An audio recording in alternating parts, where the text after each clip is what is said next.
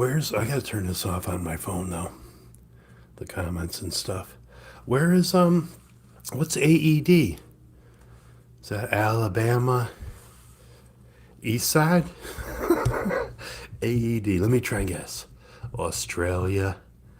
Nah, it's AUS. No, that's us. It's weird because I've never seen an AED, and I always wonder how the conversion happens. Sometimes, like Canada, they give you $2. Watch the hands. My buddy's helping me. He's on the wall. He's telling me, dude, you gotta sit still. Stop waving your hands all over the place. You know who told me that? Is when I was doing stand up comedy, I had a manager. And I would just constantly walk back and forth. And he's like, dude, just stand at the mic and hold your hands in your pockets. And it's hard to do.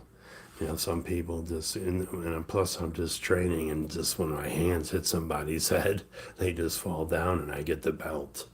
I'm just saying. I've just wasted a lot of time on my boxing career. I actually started at 5 years old, and then I took a break at 21. So now I'm 52, training to be professional fighter by 55. People are like, really? Yeah, because I'm not like your dad. You know what I mean? Have your dad flex, and then stop back here. Hey, Pops, what's up? Know what I mean? The whole family gets a digital knockout. It's all fun and games around here. You know what I mean? Family friendly forever. I gotta remember these videos are gonna be up way past my lifetime. It's gonna be sick. Baba Jooey. Baba Jooey. Alright, guys, so did we figure that out? Does anybody know where AED is from? We got Kevin Fisher. Thanks for the donation, bro. Bo Long. I'm going on the wall. Let's go. After you make me go into my settings when I knew what I was doing. All right. Let's get you on there, Bo. You good people, dude. I just.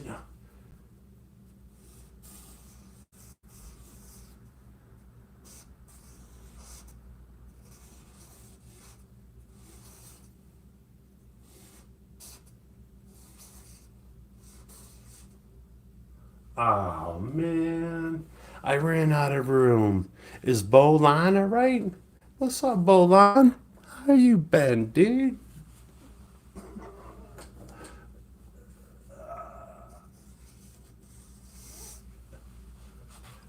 Accentuate the G. So what I do on Snapchat, guys, is I make a video of a fan following me on TikTok. They have to show it in a Snapchat because I got to get back to 10K. TikTok had me at 500,000 followers, but they all had a meeting. Some people didn't like me, some people did, like here on YouTube. It's just a battle between the forces. And they just said, all right, let's start them over. Give him his creator fund where you can make 200 a day, just Q&A, because they just know how sincere, and people need me on TikTok. There's like people that quit their antidepressant pills and stuff. It's like when I got shut down, they got a footload of people that just went in with petitions and whatever. So now I can go live, sing. It's called karaoke. I know it sounds weird, but all I do is sing songs. There's no talking about anything about the world around us. If you have a song you like, stop in, because we go live on TikTok every night. And then you just get a cameo for $7 where you control me. You're the director, producer, editor, everything. You tell me what to say. I do birthdays, mothers. Right now it's fantasy football league again. Everybody, I used to eat the papers, everybody's name, but can't do that no more. Too much Sharpie. And so now I just read the names. And yeah, you can be, once you get a cameo from me, $7, you can text me for the rest of your life. Not for real. I'm just saying, go to cameo.com. Actually, it's right here. Oh, I got to plug this in. Ah, I see. It wasn't the outlet. It was I didn't plug it all the way into the laptop. Dubois, I knew that was Dubois. You guys are so clean, but you fly into Dubois and you smoked something in California and you go to the hospital and they test you for, you break your ankle on a beautiful sidewalk. You go to jail. So yeah, I'll never see Dubois. Plus, I don't fly. I don't know why. Sometimes it makes me cry, but I like to get high, and I'll never understand the law of Dubois. That's freestyle right there. All right, let's get into the story, guys. Let's get into the story. We'll add your name later. Oh no, you didn't get a membership. You just. All right, appreciate it. Appreciate it. Now a lot of people from Dubai, they know how to do stuff. They know how to finance things. So if you ever want to just donate a lot of stuff, we're gonna get the House of Nice. Stop moving your hand, Shoe Nice. I know. All right. Shh. I'm the one that's telling them. It is Marge. I do apologize. Marge is telling me to hold my hands down because it pixelates my iPhone and I want these to be perfect. All right, guys. So what we're gonna talk about today, is that too bright on you guys? Hold on a second. Might be too bright on the whole situation. We're all about this, softness, lighting, and everything. All right, here we go. If you guys want to get on the wall, I'll see you become members, and during the break of the concerts, I'll let you know. You're going to be like, there's no way this dude led this life in that many amount of years.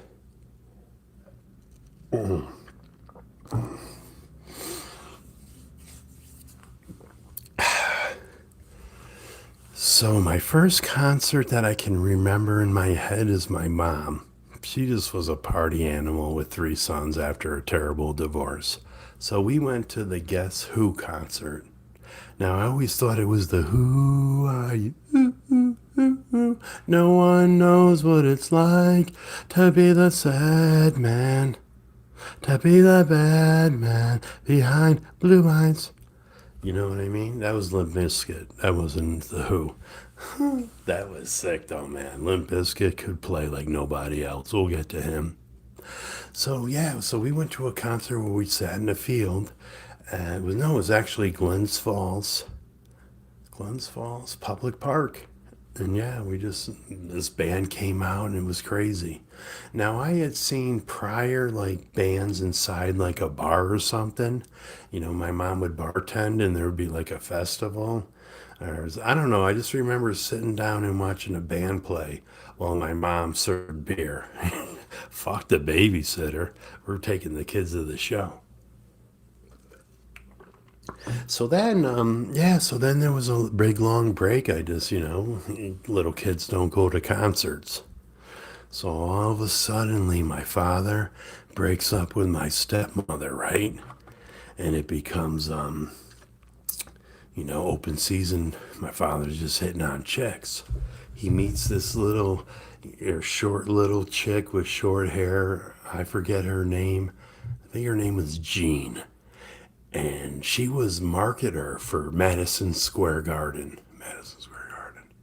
Yeah, so my father starts hitting this, and she's all suddenly moved into the house. Now, me and my brother Jeff, he listened to music like a freak. Like he's like a old soul, 5th grade, 6th grade, listening to like really old bands. And we always had the music. My mother, she would play Barry Manilow, Neil Diamond, just all that depressing music when you're drunk and your husband left you with 3 crazy sons for another chick. You know what I mean? My father does. So yeah, it was just like, shit, let's do this. And she whips out 4 Rush tickets. Now, I'm hanging out with my new friend Sean. I met him in April Park. We blew up the chemistry class. To this day, that professor still can't grow hair on this eyebrow. But yeah, so me and Sean hanging out. I got to go spend the night at a friend's house. And he had a whole wall of that. You remember, if you're my age, you remember you can get 10 cassettes for a penny. And every kid would do that, and it was such lawsuits and bull crap, and they keep sending people tapes, and they literally let a kid tape a penny to a piece of paper, and you picked out, all right, Pink Floyd, Led Zeppelin, Rush, Journey for the bitches, and you'd mark all these things, and all these tapes would come to you. So Sean just had them all lined. I say Sean because I'm from New York. People call him Sean in Florida, but we call him Sean in New York. So this dude is just like got me all hooked on music. Plus he can play the drums. I know it sounds a little weird, but we had all the women from for like 10 years, and the dude just would play drums, and oh, suddenly my dad's dating this chick, and we go to Rush concert, man. So he's like, "You're so lucky, dude." So we go to Rush, right? Madison Square Garden. Neil Peart, rest in peace. The only drummer I ever watched a hand. The only drummer I ever knew of that was really bad. Hold on a second. I can't see you guys. Is that cool? I don't want to talk all day and not be live. But yeah, and I was just like, all right, what's Rush? Blah, blah, blah. But I love drums because of Sean. So we go down to New York City, and it's just like, whoa, man, this is amazing. I'm standing in line, and my father was just a tough guy from the, south side of Albany, New York. Just, you know, he was like Fonzie that knew how to fight. So this kid kept bumping into us drunk. I didn't even know what that was. I know what's being drunk. And my father just grabbed this dude. He goes, "Bump into my kid one more time." And that's all I remember. So then we go into the concert. It's Rush Signals Tour, or some tour maybe before that album. Either way, I know I was in eighth grade. Eighth grade? Ninth grade? Couldn't have been ninth. I don't know. But it was my first real concert in a stadium. So I must have been young. And the dude was like, just modern day warrior, mean pride. And I was just like, what? So my father, he's plugging his ears, right? And like my brother is like down two brothers from me, and he's fucking smoking weed with this other dude. Well, Jean, that's the girlfriend, that didn't last long, poor lady. And my father, he's always an asshole, plugging his ears, me, my little brother, and my older brother getting high. He must have been in eighth grade. Maybe I was in seventh. Maybe I didn't even know Sean yet. But the dude was, yeah, I did. Yeah, I did. Yeah. And the dude was just like, the lights went out, and then 21, I mean, Neil Peart did a 20-minute drum solo in the pitch dark. I was just like, what is going on? Everybody got their lighters going. And you ever think about all them lighters during a song like, just like every cowboy has a sad, sad song? They do. Country music is so depressing. I was thinking of all the butane that could just be, in that room at one time. You know what I mean? I suck down butane lighters. That's a joke. So I've never seen anything like it. My buddy Sean, he played the drums. Neil Peart did a 20-minute drum solo. I was just sold. So like now I'm moving through like high school, ninth grade, 10th grade. Oh my God, I can go to a concert. You know what I mean? Because I always hated, like in sixth and seventh grade, my buddies coming into school with the Aerosmith Wings tour or whatever. You know what I mean? Sweet emotion. I'm like, why can't I go to a concert? Because we had a strict father and a Russian stepmother. So finally, I just said, screw it, I'm moving out at 17. And I did. So I moved in with my brother. And there's a thing called SPAC.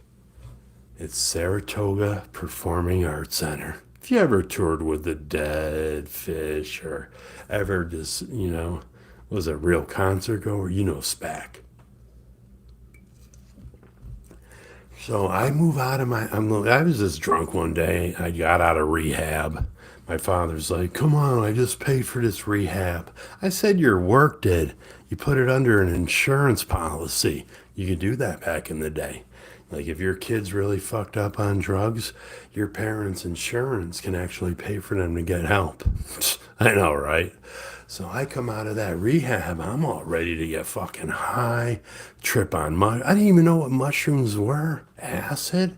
I thought it was something you learned in chemistry. I didn't know there was something that could just make you fly into the sky. So I was just like, I'm moving out. So I moved in with my brother and his two friends, and we're all roofers now. What roofers do in the summer is they work all week. We're only like 17, 19, 20. I mean, none of us were 21. And we would just take all our money and go up to SPAC. Tom Petty. Fucking just on and on and on. Concerts, man.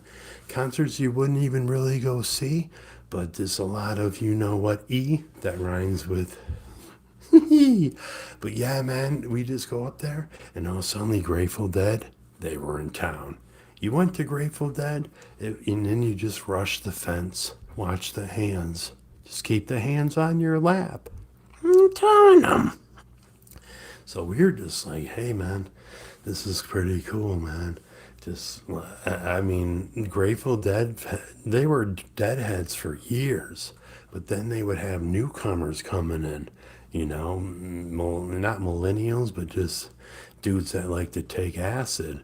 And we didn't even know any songs from the Grateful Dead. We just went there to hang out in the yard and trip out with everybody because they were in your neighborhood. And, you know, eventually Jerry died, and everybody that followed Jerry went to Dave Matthews Band, and they were like, no, you guys don't take enough showers. We don't want you here. And then Fish came along. But way before that happened, we had Lollapalooza started. And we were just like, what?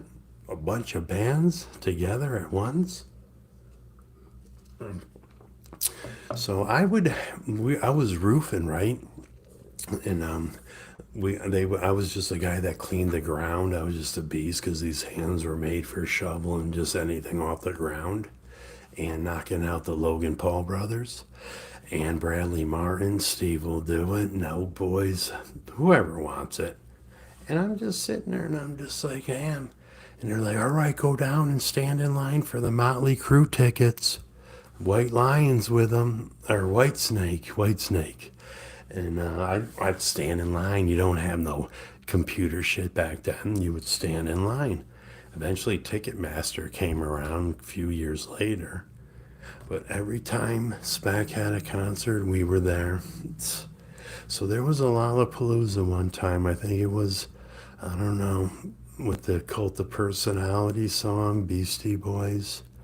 But we ran up on that, and it was just like, it was a mud pit. It just rained forever. And this was my warm up to starting the mud people at Woodstock. We'll get to that. So I'm just sitting there and like we're just drunk and stuff, and I'm with some pretty tough dudes. This guy went all state, like everybody in Averill Park. Just we were just good looking wrestling studs, man. The women always said, "What is it, the water?" Because every dude that walked out of Averill Park and we all hung out together, I mean, we looked like a boy band and we didn't even know how to play the guitar. So we're just hanging out there, right? Everybody having a good time up on the flat. So I said, watch this, dude. And I started the whole thing. I run up and I slide behind some dude and I just take him right off his feet and he goes flat into the mud. Nice shirt, whatever. Gets up all pissed, falls again. Now I'm walking away cracking up. His buddy runs at me and knocks me off of my feet. I said, here we go. And I'm telling you, we had close to 300 or 400 people just knocking each other off their feet in a muddy mess. And I swear to God, my calves hurt so bad. I was a roofer at the time. And I'm just knocking You thought it was over. You thought you got the dude, and then another guy got you, and another guy. There was no punching, no shooting, no nothing. Just knocking somebody off their feet from behind. But yeah, it kills you. And the next day, I couldn't walk. I couldn't even roof. I called my buddy. But we were all like pothead family, you know. My brother hung out with the family for years, so it was just like whatever. And I mean, that just moved into like Woodstock 1994. Woodstock 1994. Unreal. Did I jump through a couple concerts like Beastie Boys, Sabotage? Yeah. But that's all right because it all led up to Woodstock 1990, 1994, the 25th anniversary of Woodstock 1969, the year I was born. So obviously I'm 25. And yeah, they finally decided to do something down the road. Watch the hands. Something down the road. And they're like, yeah, man, let's do this. And yeah, tickets were shot out. You had to buy Woodstock money. So either way, me, some chick I knew, she was married to my pot dealer, her gay brother, and some this, I don't know, butch chick. You know, just wants to fight everybody. So we go down in a small car, and I know once I get there, this car is just a ride, and I'm bouncing on them. Most boring people in the world. So we get there, and you park in this cow, you know, this cow pasture. Everything's dry. Hasn't rained in weeks. You know what I mean? But we're parking on 2, 3 feet of just manure that's grown, you know. And now it's almost like the farmer knew he was going to make $1 million pulling cars. Let's get to that at the end. So we get there, yeehaw. Now you can't bring anything in. That's the only thing that sucked. I knew I was going to have to go find my, you know, curricular activities, extra curricular activities inside. And so I mean, literally, you're just going in with nothing. But I did hide something, you know. And so we get in there, and yeah, I'm like, listen, we cannot tent here. They just like, we went Thursday night, and it didn't even start music till Friday noon, where Joe Cocker came out. Now, we'll get to that. So I said, if we sit down here with our tent, it'll be gone. We have to go way up on that hill. Trust me, guys, this will be a mob of 500,000 people. So we went all the way. I said, keep walking, just be quiet. I'm leaving you people in about a day, anyways. I did. And I got their Woodstock money. Good friends, though. Friends for life. And so we're up on this hill, right? So I'm looking down into this bush. Now, this is just big, huge meadow out in New York State. And I'm looking into this bush and I see a balloon. I like literally a balloon. Like it was like some clown horror story, you know? And I just went, and I just had to go investigate. Now, there's other people now that are coming in. There was a certain time that you could actually come in. So now everybody's coming up. They literally followed me. They almost said, this guy's going to be a legend on YouTube someday. So, and everybody's tenting in this one patch. But I walked down and I opened up the fucking bushes like the wardrobe on, you know, Hooked on Chronics. And the dude's like, whoa, whoa. I said, oh, I'm sorry, dude. I'd seen a balloon in the middle of a bush. And these guys drove from Alaska 2 weeks earlier. Now, this is no Google Maps, nothing. These guys snuck into this fucking cow field in the middle of the night, landed in a bush, and they had a nitrous tank. A big old nitrous tank. I mean, they weren't having a birthday party, obviously. I said, what's up? So they just filled me up a balloon, right? It's the shit you get at the dentist. And I'm like, damn, are you guys going to be here all weekend? No. my tent's right there. So we're all cool and stuff. But these guys are like California red haired scents. You know, everybody was getting that Mexican brick CD weed in the United States. But these guys, like, grow their own stuff in Northern California, Alaska, actually. Yeah, they were from Alaska, but they just, it was called chronic. And I didn't even know what chronic meant. Dank. Maybe it was dank. I don't know the word they used, but I said, yo, I got a bag. I'll pack that bowl. And they had just a clean, like, ceramic bowl that just had nothing but pure chronic going through it. And now I throw my bud in, just seeds, stems, Mexican brown brick.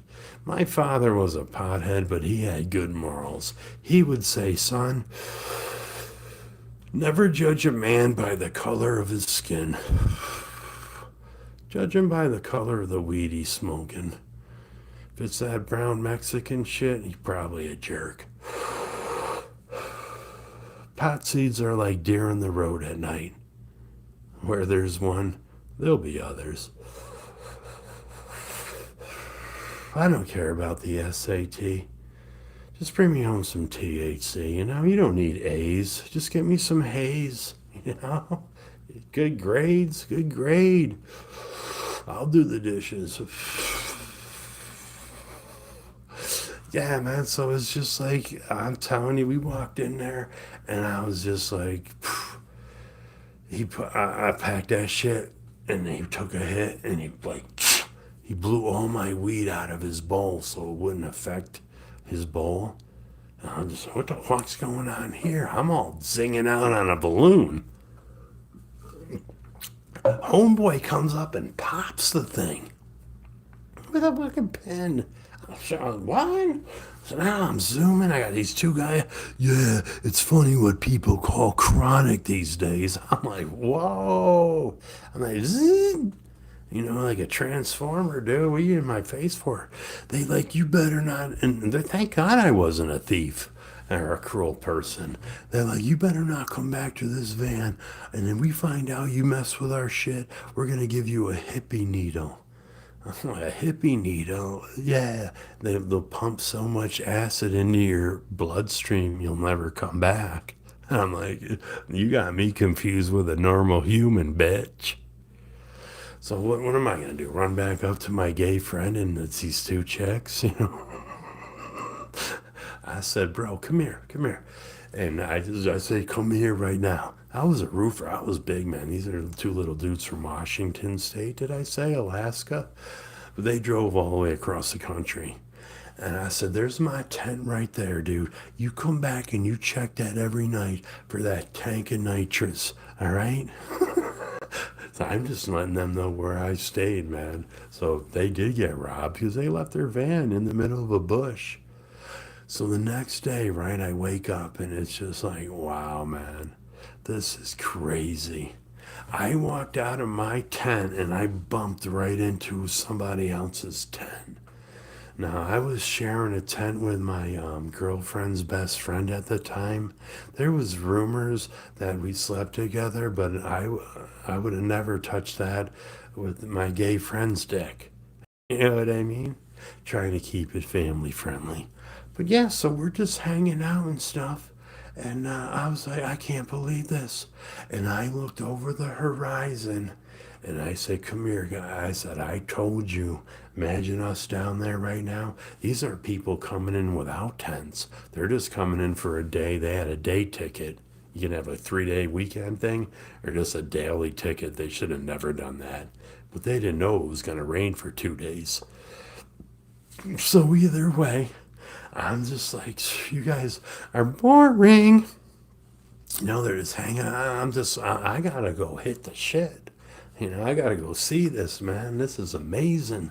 So I'm just that guy that has to be so popular. I have to be just the center of the party. Now I hide from people. I'm serious. I had to be the one that fucking tapped that keg first in line at a rock concert, any kind of a radio station. I was up on stage eating styrofoam, ripping beer bottles off, diving into stages before stage diving wasn't even happening. So yeah, man, I'm walking down. I come across. The music starts at noon. I come across and boom, there's my best friends from April Park. They were a couple years younger than me. The T-Bone crew, just cool group of guys. And they had a bunch of mushrooms. I said, thank God, man. And then another dude hands me a little shooter of Southern Comfort. I'm like, thank God. I thought I was gonna have to watch Woodstock straight. So yeah, man, I just popped a couple caps. We all go sit down on the grass. Everything's so beautiful at the time. Joe Cocker comes out. Oh, yeah. What would you do if I sang out of tune? You stand up. We're like, holy shit, it's the guy that opened up the original Woodstock. Now we're just sitting there and we're starting to shroom, and everybody behind us is coming in from the world. Like literally, you thought 1969 was bad. It's just like, and we're just like, what? We're like, where are all these people going? They're setting tents up here. I mean, and it just keeps finally like they just let people in. There was no real. They just wanted to make money off of the first, 200,000 tickets sold, but like 700,000 people there strong. And Dave, and what's that band? I can't even remember the band's name. That's terrible, man. Green Day. Green Day is just coming into the backstage of the second stage, and they don't realize that Shoe Nice and Green Day, that nobody know either one of, is gonna start the most chaotic mud fest that anybody has ever seen. Let me get more water, turn on this AC, and let me tell you about some Green Day from back in the day.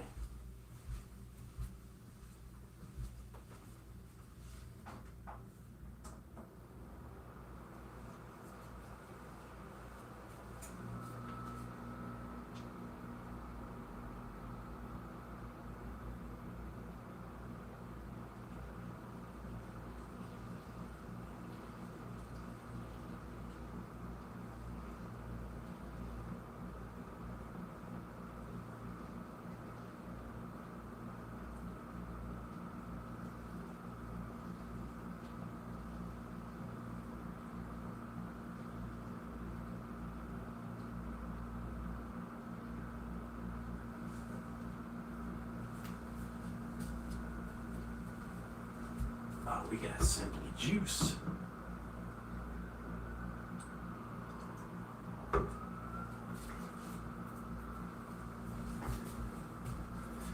All right, guys, hold on a second. I gotta see if Marge is okay. Hey, you ever gonna wake up? Just leave me alone.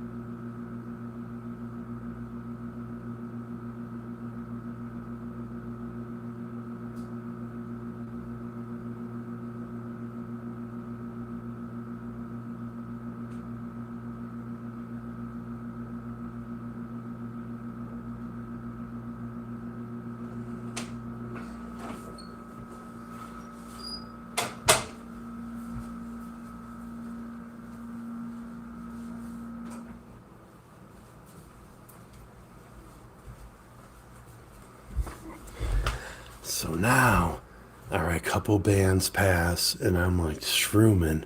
I'm like, yo, we gotta go back up to the I just said, yo, I said I gotta go back up and just check with my people. So we're starting to walk out of all of the fields in just a second. Bam, blah blah blah. Here comes the people I showed up with. Now I only told them I was going to the bathroom, and I was trying to burn them. I would have found my own ride home. And they found me. I was like, "Oh, how you guys doing?" They're like stepping over our blanket as I'm shrooming my ass off. I'm like, "How you guys doing?" So there was like the sister of my pot dealer, or the wife of my pot dealer, her gay brother, really good people. I mean, just spent decades with them. And the other, just, the weird one. So I'm just like, yo, and the one chick that's like my mom, just give me a beer and let's party. She's like, I'm hanging out with these guys. So then they split up, and I'm just hanging out with my buddies. And they're like, they were only there for the day, I think, or the next night, but they had to go back home. So now I'm hanging out with this chick, my girlfriend at the time's best friend, and we just started wandering up the hill. I'm wandering up the hill and I run into my future roommate, but I known these guys forever. And literally, I don't want to tell you how I met them, but Mike George, crazy dude, good people, man. Troy, New York, North Troy, South Troy, Troy Core against the motherfucking world. We'll get into the hardcore scene later on. But yeah, I'm just like, dude, what are you guys doing here, man? You guys the best spot ever. And Mike comes out butt naked. This is Woodstock, and I love it. And I'm like, so either way, we started chilling. He's like, dude, there's a tractor trailer down in the woods that has all the butt cases you want. I'm like, really? He's like, yeah, but these guys went into some price chopper or whatever, and were buying cases, and I don't know how they snuck their beer in, but they found this 18-wheeler, this guy from a distribution company and his buddy on a Friday. No, it was Friday. He backed a tractor trailer in. So literally, like, he was selling a case of beer and a bag of ice for $40. And that's all he was taking was 220s, no change, no nothing. And it was a line. So now he had the whole Woodstock starting to get drunk. And here comes the rain. So you always think a bag of weed's going to last forever. You're at Woodstock too. So now me and this chick, we got this 2 12-packs of beer, and we're looking for some weed. And boom, this dude comes out. He got a big old cardboard sign on his tent. Now there was tent wars where people put up a tent and they were saying people can't walk by you. And I said, see, that's why we went up on the hill. Oh, there was full-fledged fights. It wasn't as peaceful as the first one. So I'm just walking by, and the guy's like, we got $20 ounces. I'm like, what? And he found what? And he just pulls up a big old ounce of California scents for $20. I'm like, oh my God, this is crazy. I should have bought 8 of them. The whole tent was filled with weed. And you're just like, how do these people do it? I went through a security gate, but eventually it just didn't matter, man. But this was before Google Maps or anything. You had to, like, I don't know how you tracked your way into there. But either way, so I'm just chilling, man, partying like a mofo. Eventually I ditched the chick and I was just on my own. And I got in line for nitrous balloons. There's 2 dudes with giant tanks. And I was in a long line, and CNN came up to me. CNN from 1994, where they just repeat the same story on the weekend. Hey, what are you guys in line for? I said, the dentist medicine when you got a bad tooth, nitrous oxide. He's like, can we do a story on you when you get out? And I said, get out? Whatever. Oh, for real. I was on CNN sucking nitrous. So I'm waiting in line, just hanging out with people talking. I got a bong. And nobody else has anything. I snuck this bong in, a little plastic bong, and I smoked weed with people from around the world because nobody had anything. Thanks, Kevin Fisher. Appreciate it, dude. What's up, John Stoner and Bo Long? We'll get you on the wall. So we're just chilling, man, and it was just like, man, I get out of there with 2 balloons like an hour and a half later, what seemed like. And I turn around, there's CNN. The guy's got the big old camera on his head. Hey, remember us? So what actually are you sucking in? Now, T-Bone and my buddies from Averill Park, and they went back to Averill Park, but they're sitting at Burden Lake Country Club drinking beer. And they're like, man, I wonder what happened to Shoey. Because I wasn't Shoe Nice, then I was a Shoey. And they look up on the TV screen, and I'm sucking nitrous in on CNN. Psh, I don't care if you believe me. So I just said, this is the shit you get at the dentist. Hold me up, hold me up, hold me up. And that was on CNN all weekend long. So now I'm all just like, shit, I'm gonna be on CNN. I don't even realize like they already seen it. Now I'm hanging out. Now my bong is full of Southern Comfort, and I met these other dudes from my hometown because I'm an hour away from where I grew up. So there's just millions of people that knew me because I'm just a legend way before the internet. And we're just like, man, this is just insane, man. So he's like, yo, man, come here, you gotta check this out. And I'm like, what? He's like, look at this. And everybody's just looking at this black cloud.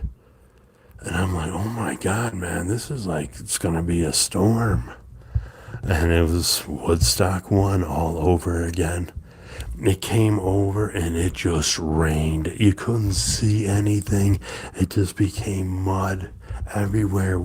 They had the concert on a field where cows shit for the last 1700 years or whatever. It was just cow shit. So just everything just started. I mean, we woke up the next day. It was like Forrest Gump over in Vietnam. It rained sideways, upside down, and all around. And I was just like, this is crazy, man. Like the porta potties just were like sliding and falling over down these hills that they thought everything would be okay, where you could wash yourself and there were showers gone. So I went down the hill, man. I said, fuck that, there's still going to be some music. There was. They played all through that shit. But, like, I'm coming back up the hill, right? And it's just like I had roofing sneakers on, so I just kept sliding. And all these people they had, like, hiking boots and stuff. They were walking right past. I'm sliding in a fucking river of shit and piss and mud coming down off the porta potty hill. And I just happened to turn my head, and this dude goes, yo. Yeah, whatever. And it was a dude from Spin Magazine. So after the concert, it was just like, this dude came up to me from a hardcore band, and he's like, yo, you're in Spin Magazine, dude. This was like in December after the concert. So I went to the store, I'm flipping through, and I see this picture of Woodstock. It wasn't me. Thanks a lot, Wonder Bucket. A Canadian dollar donation after Google. Thanks for the 30 cents, man. Yeah, appreciate it, dude. How's that team doing? Yeah, it sucks you guys lost. You know what I mean? Tampa Bay for life. But yeah, so like it was just like I was in Spin Magazine crawling in the mud. It's one of my best pictures. I was a model for GQ. I thought that was cool. But my picture in Spin Magazine, no joke. So what you have to do is go to Google Magazine, where you can flip through the pages of issues of any magazine. I don't know how you do it, but it's there.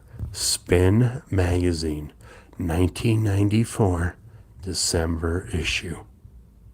December issue 1994. Go all the way to the back almost. You'll see me. In the GQ magazine, I think 1981 Christmas. You keep flipping through, you'll see this chick floating up in a hot tub with half a titty hanging out. A couple pages later, it's me, 12 years old, getting a picture with a dude I never even knew. That's why I couldn't model for GQ. My father said that place is freaky. But yeah, so Woodstock kept going along. It's raining, tripping.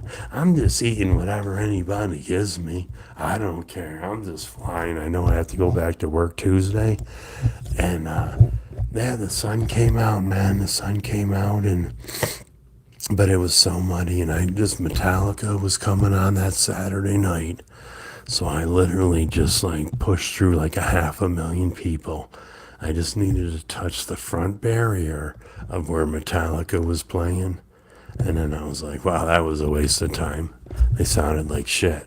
So then I pushed my way back. And the next day I said, hey, I'm just going to head on out of here.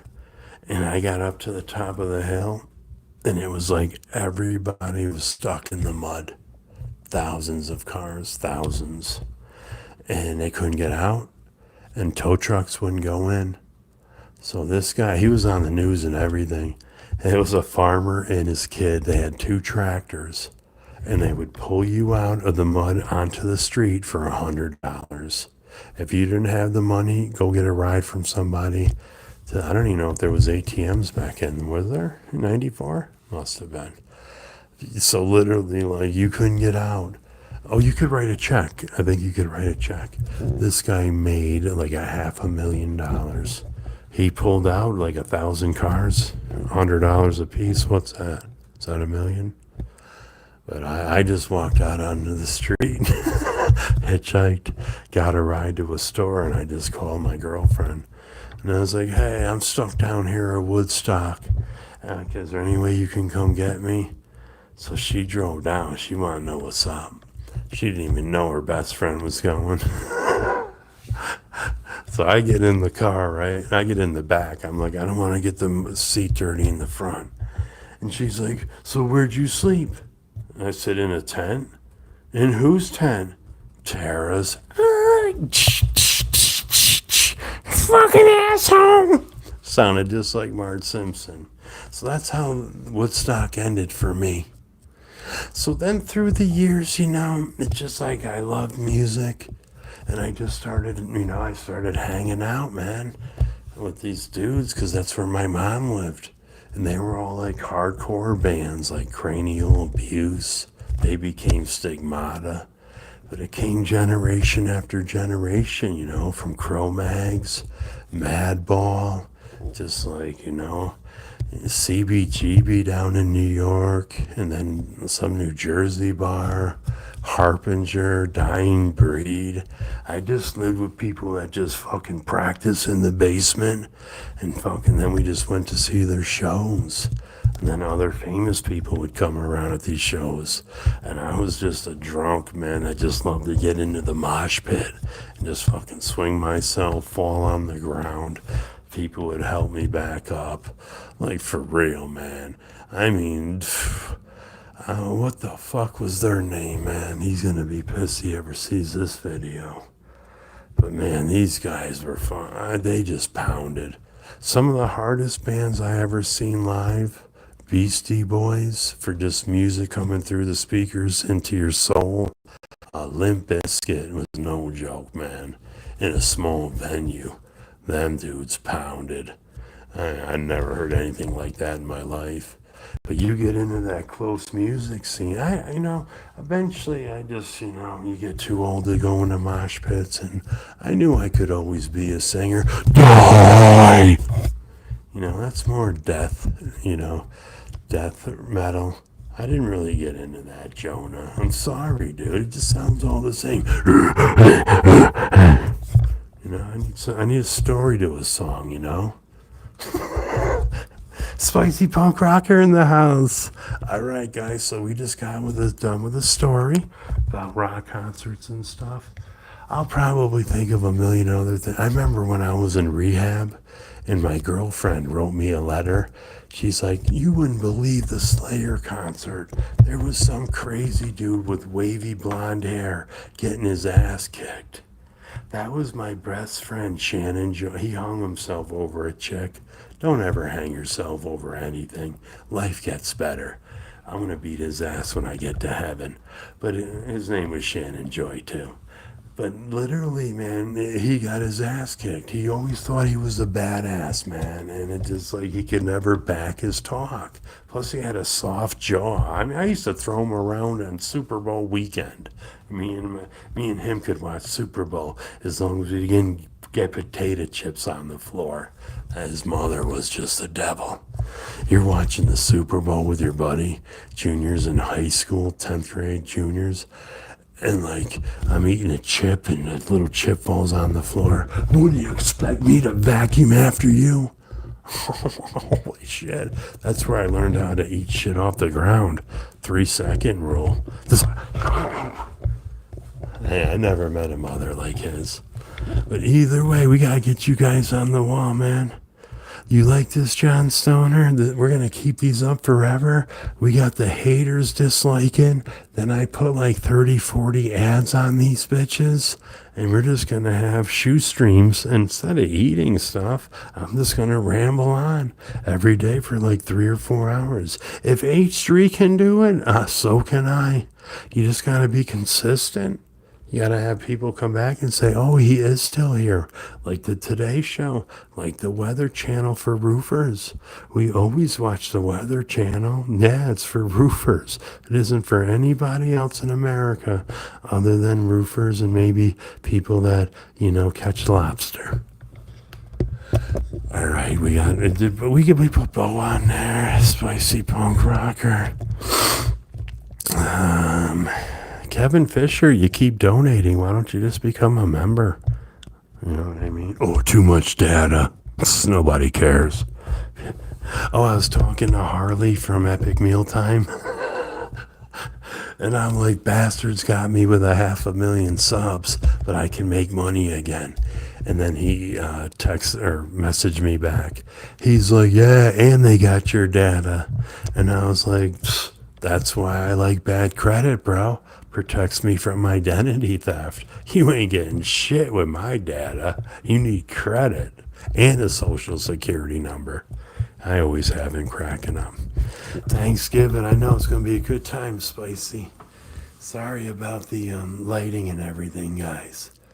You know what I mean? Maybe this will help you out while I sign your names. It's just, I can't even see that because it's so bright.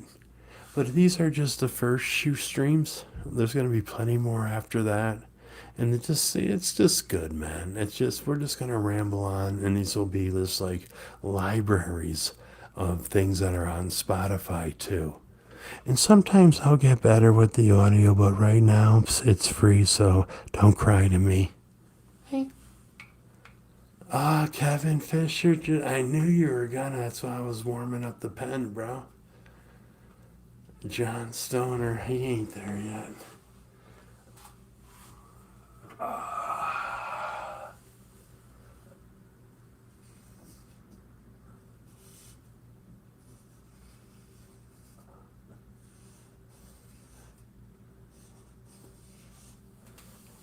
I've done hundreds of these, and I always write the names too big in the beginning, so they will get smaller. That's what she said. Oh, Mary, you gotta grab it to reach me.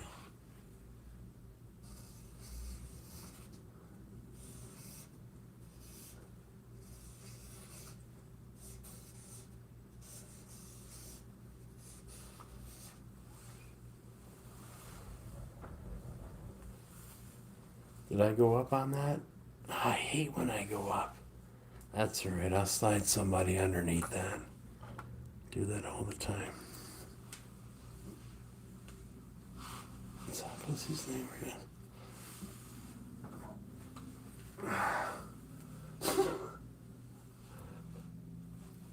it an S?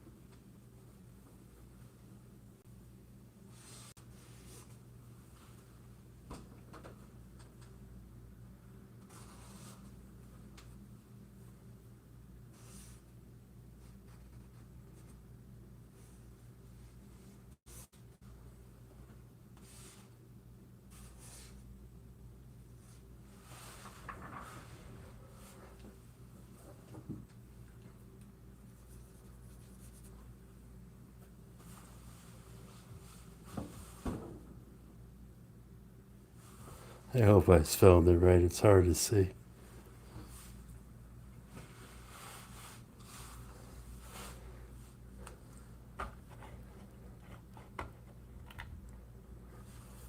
Oh, I'm sorry. Sorry, I had it on black and white.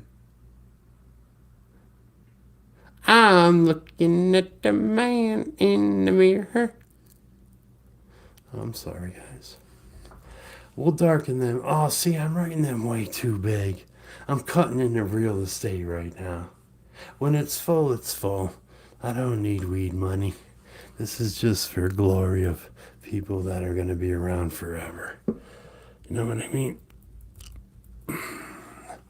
Soon the VA is going to pass it where THC is going to be medicinal for veterans. Game changer. All right, who else is that? The Swedes. The Swedes.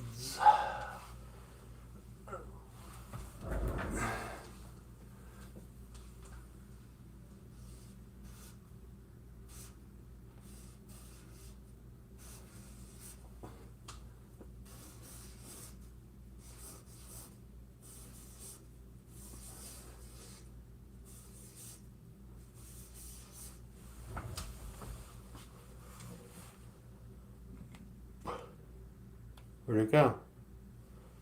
Did I rate it up that high? Sorry, bro. We'll fix this for you. There she is. There she is. You know what I mean? That's what's going to happen, guys. You know, you're going to get your name on there. You're just going to know it's on there. You might not see it forever. Okay?